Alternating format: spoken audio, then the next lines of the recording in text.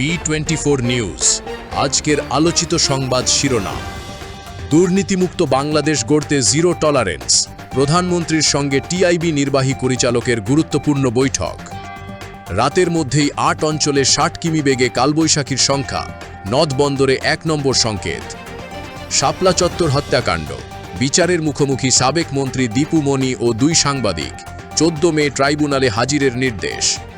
জনগণের বিশ্বাসী রাষ্ট্রের বড় সম্পদ, মাঠ প্রশাসনের কর্মকর্তাদের দেশ ও মানুষের কল্যাণে নির্ভয়ে কাজ করার আহ্বান প্রধানমন্ত্রীর। ঢাবিতে প্রতীকী লাশ নিয়ে বিক্ষোভ, হামে শিশুমৃত্যুর দায়ে ডক্টর ইউনুস ও নূরজাহান বেগমের বিচারের দাবি। যুক্তরাষ্ট্রে জানাজা সম্পন্ন, শনিবার দেশে ফিরছে বৃষ্টির নিথর দেহ, রাষ্ট্রীয় ব্যবস্থাপনায় আনা হচ্ছে মেধাবী এই শিক্ষার্থীর মরদেহ। মধ্যপ্রাচ্যে শান্তির আভাস, যুক্তরাষ্ট্র ও ইসরায়েলের সঙ্গে যুদ্ধ শেষ করতে প্রস্তুত ইরান, জানালেন প্রেসিডেন্ট পেজেশকিয়ান।